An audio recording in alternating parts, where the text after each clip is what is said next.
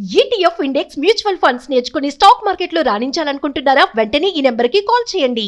తమిళనాడు రాజకీయాలు ఇప్పుడు దేశవ్యాప్తంగా సంచలనంగా మారాయి. ముఖ్యంగా సింగిల్ లార్జెస్ట్ పార్టీగా గత ఎన్నికల్లో గెలిచినటువంటి టీవీకే పార్టీ అధినేత విజయ్ ముఖ్యమంత్రి కాబోతున్నాడా లేదా?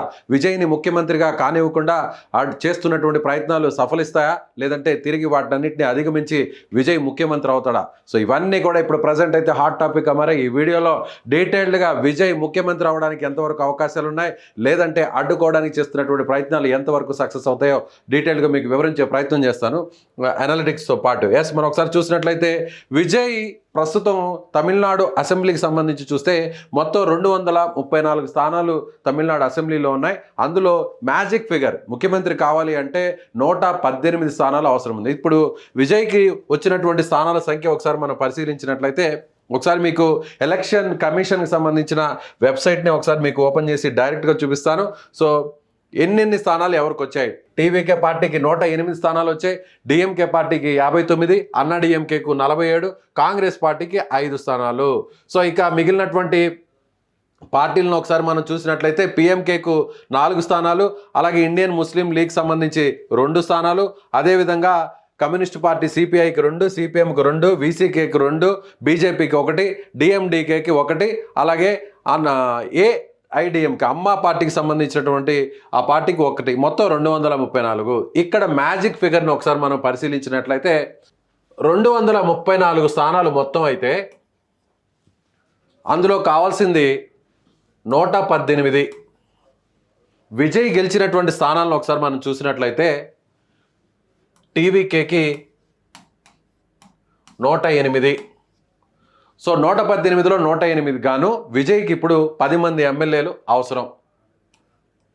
సో 10 మంది ఎమ్మెల్యేల్లో కాంగ్రెస్ పార్టీ నుంచి 5 మంది ఇప్పటికే సపోర్ట్ చేస్తున్నారు కాబట్టి విజయ్కి సంబంధించినటువంటి ఆ 5 మంది అంటే ఇప్పుడు 113 మంది ప్రస్తుతం విజయ్ వద్ద ఉన్నారు. ఇక్కడ ఈక్వేషన్ చాలా డీటెయిల్గా మీకు చెప్తాను. అలాగే మనకి మరొక అంశం ఏంటంటే, విజయ్ దగ్గర 108 మంది ఉన్నప్పటికీ కూడా విజయ్ 2 స్థానాల్లో పోటీ చేశాడు కాబట్టి, ఒక స్థానంలో రాజీనామా చేసేసారు కాబట్టి ప్రస్తుతం ఆ సంఖ్య అంటే విజయ్ 2 చోట్ల పెరంబూరు, తిరుచి ఈస్ట్లో పోటీ చేశాడు, తిరుచి ఈస్ట్కి సంబంధించిన కాన్స్టిట్యున్సీలో రాజీనామా చేశాడు కాబట్టి ఇప్పుడు విజయ్ దగ్గర ఉన్న సంఖ్య 107 ప్లస్ 5 అంటే ఇప్పుడు 112 స్థానాలు విజయ్ దగ్గర ఉన్నాయి. 112 స్థానాలు విజయ్ దగ్గర ఉన్నాయి. అంటే ఇప్పుడు ఆల్రెడీ ఒక స్థానం రాజీనామా చేశారు కాబట్టి ఈ 234 నుంచి ఇప్పుడు టోటల్ అసెంబ్లీలో ఉన్నటువంటి ఎమ్మెల్యేల సంఖ్య 233 అవుతుంది. 233లో మెజారిటీ కావాల్సిన సంఖ్య ఇక్కడ 118 అనుకున్నాం. రాజీనామా చేయడం వల్ల ఇప్పుడు మెజారిటీ 117 అవసరం ఉంటుంది. సో 117 ఇప్పుడు విజయ్ దగ్గర ఉన్నటువంటి 117 ఎమ్మెల్యేలు విజయ్ పార్టీకి సంబంధించి 107, కాంగ్రెస్ పార్టీకి సంబంధించి 5, మొత్తం కలుపుకుంటే 112 ఉంది. సో ప్రజెంట్ విజయ్ దగ్గర 112 ఉంది. ఇక కావాల్సినటువంటి వారి సంఖ్య ఎంత అంటే 117 కావాలి కాబట్టి ఇప్పుడు 117 మొత్తం కాబట్టి విజయ్కి 112 ప్లస్ 5 మంది ఎమ్మెల్యేలు వస్తే విజయ్ సీఎం పక్కా. ఆ 5 మంది ఎవరెవరు వస్తారు, వచ్చే అవకాశం ఉందో ఇప్పుడు మనం తీసు. ఈ 5 మంది కోసమే మొత్తం తమిళనాడు రాజకీయం అంతా కూడా తిరుగుతుంది. ఈ 5 మంది ఎమ్మెల్యేల కోసం, ఈ 5 మంది ఎమ్మెల్యేలకి ఎవరెవరు ఎలా సపోర్ట్ చేస్తారో ఒకసారి మీకు వివరించే ప్రయత్నం చేస్తాను. చూద్దాం.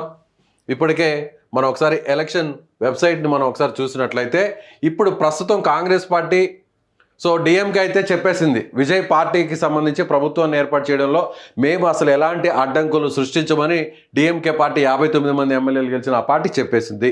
ఇక మిగిలినటువంటి 3వ అతిపెద్ద పార్టీ 47 అంటే అన్నా డిఎంకే.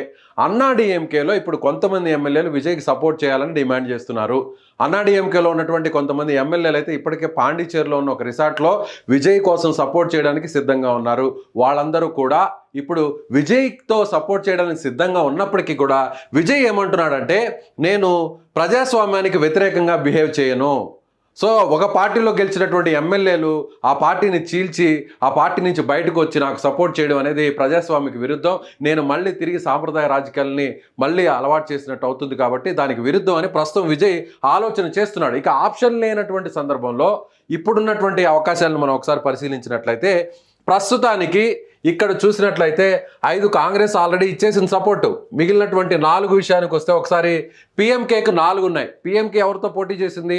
అన్నా డిఎంకే, బీజేపీ, ఆ కూటమి నుంచి పిఎంకే పోటీ చేసింది. కాకపోతే ఇప్పుడు బీజేపీ ఒత్తిడి వల్ల పిఎంకేలో ఉన్న 4 కూడా ప్రస్తుతం సపోర్ట్ చేయాలనుకున్నప్పటికీ కానీ ఇప్పుడు సపోర్ట్ చేసే పరిస్థితి ధైర్యంగా లేదు. కాబట్టి వీళ్ళు వచ్చే పరిస్థితి లేదు. ఇక ఇండియన్ ముస్లిం లీగ్ పార్టీ అయితే డిఎంకే కాంగ్రెస్తో కలిసి పోటీ చేసింది ఆ కూటమిలో. ఇప్పుడు ఈ పార్టీ కూడా సపోర్ట్ చేయడానికి ముందుగా వచ్చింది. కానీ బీజేపీకి భయపడి కేంద్రానికి వ్యతిరేకంగా ఇప్పుడు నిర్ణయం తీసుకోవడానికి ఈ పార్టీ కూడా ఆలోచిస్తుంది. కాకపోతే ఈ పార్టీ విజయ్ మీద ఉన్నటువంటి ఒకవేళ ప్రజల్లో మరింత వ్యతిరేకత వస్తే, అంటే విజయ్ మీద చేస్తున్న వ్యతిరేక పార్టీలన్నీ కలిసి చేస్తున్నటువంటి ఇప్పుడు జరుగుతున్న ఈ మొత్తం అంశానికి సంబంధించి వ్యతిరేక వస్తే ఐయుఎంఎల్ అంటే ముస్లిం లీగ్ కూడా ముందుకు వచ్చే అవకాశం ఉంది. కానీ ప్రస్తుతానికి ఇంకా రాలేదు. ఇక వీసీకే పార్టీ కూడా డిఎంకేతో కలిసి పోటీ చేసింది. కాబట్టి వీసీకే పార్టీ కూడా మేము విజయ్కి సపోర్ట్ చేయము అని చెప్పేసింది. ఇది మాత్రం డౌట్లో ఉంది. అంటే ఇండియన్ ముస్లిం లీగ్ డౌట్లో ఉంది. వీసీకే మాత్రం సపోర్ట్ చేయమని తెగేసిగా ఓపెన్గా వచ్చి చెప్పేశారు.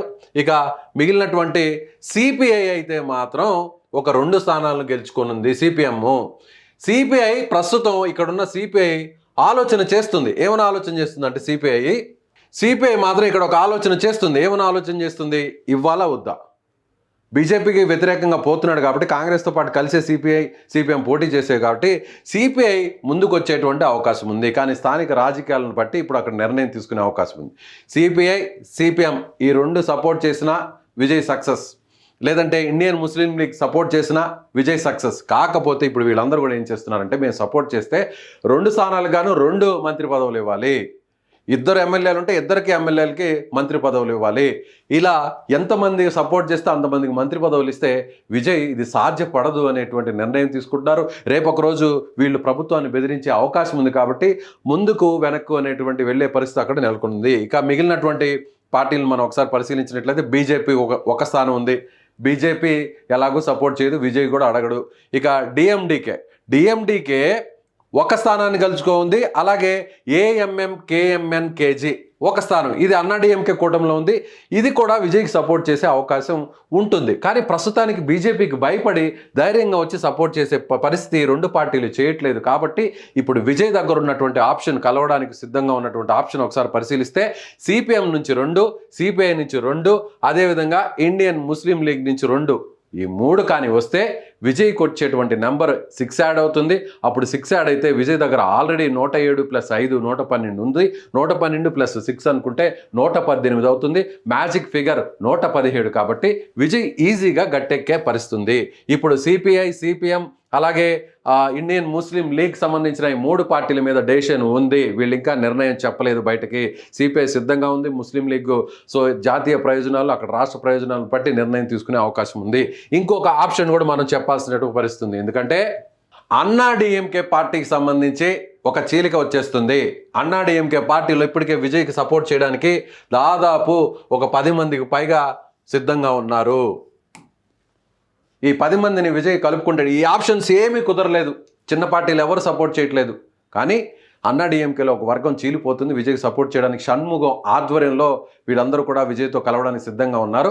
అయితే ఆ 10 మంది సపోర్ట్ చేస్తే విజయ్ ఈజీగా గట్టెక్కుతారు. కాకపోతే తన సిద్ధాంతాలని పక్కన పెట్టి సాంప్రదాయ రాజకీయ పార్టీలాగే స్వార్థ ప్రయోజనాల కోసం నిర్ణయం తీసుకున్నాననే అపవాదు వస్తుందనేటువంటి ఉద్దేశంతో ఈ 10 మంది ఎమ్మెల్యేలని తీసుకోవాలా వద్దా అనేటువంటి ఆలోచనలో విజయ్ ఉన్నాడు. అల్టిమేట్గా ప్రస్తుతం ఆయన 2వసారి కూడా గవర్నర్ కార్యాలయానికి వెళ్ళాడు. మళ్ళీ ముఖ్యమంత్రిగా చేయడానికి అవకాశం ఉందని అడుగుతున్నాడు. ఇవేమీ కుదరనటువంటి పక్షంలో సుప్రీంకోర్టుకు వెళ్ళి సుప్రీంకోర్టు ద్వారా గవర్నర్ మీద ఒక డైరెక్షన్ తీసుకొచ్చి అప్పుడు ప్రమాణ స్వీకారం చేసి అసెంబ్లీలో తన బల నిరూపణ చేసుకోవడం కోసం కొంత గడువును కూడా కోరేటువంటి పరిస్థితి ఉంది. ఏది ఏమైనా ప్రస్తుతం విజయ్ ముఖ్యమంత్రి అవుతున్నాడా లేదా, విజయ్ని ముఖ్యమంత్రి కానివ్వకుండా అడ్డుకునేటువంటి ప్రయత్నాలు ఎంతవరకు జరగబోతున్నాయనేది కూడా ఇప్పుడు మొత్తం సర్వత్రా తమిళనాడులో జరుగుతున్న గంటకు మారుతున్నటువంటి అక్కడ రాజకీయ పరిణామాలు యావత్ దేశాన్ని అంతా కూడా ఎంతో ఆసక్తిగా మార్చేసాయని చెప్పాలి. చూద్దాం మీరేమనుకుంటున్నారు. విజయ్ ముఖ్యమంత్రి అవుతాడా? విజయ్ మీద ఇప్పుడు బీజేపీ చేస్తున్నటువంటి ఎత్తుగడలన్నీ ఫలిస్తాయా? ఇంకొక విషయాన్ని కూడా మనం ఈ వీడియోని సైన్ ఆఫ్ చెప్పే ముందు ఇంకో పాయింట్ కూడా చెప్పాలి. ఏంటంటే విజయ్ ఇప్పుడు ఈ 10 మంది కలవాలనుకుంటే, అన్నాడీఎంకే కూడా డైరెక్ట్గా సపోర్ట్ చేయాలనుకుంటే అప్పుడు కాంగ్రెస్కి దూరంగా ఉండాలనేటువంటి డిమాండ్ కూడా పెట్టేటువంటి అవకాశం ఉంది.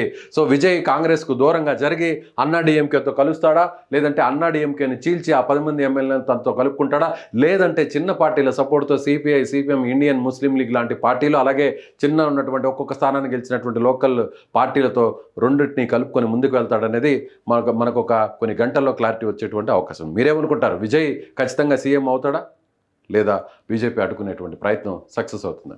మీ అభిప్రాయాన్ని కామెంట్ రూపంలో తెలియజేయండి.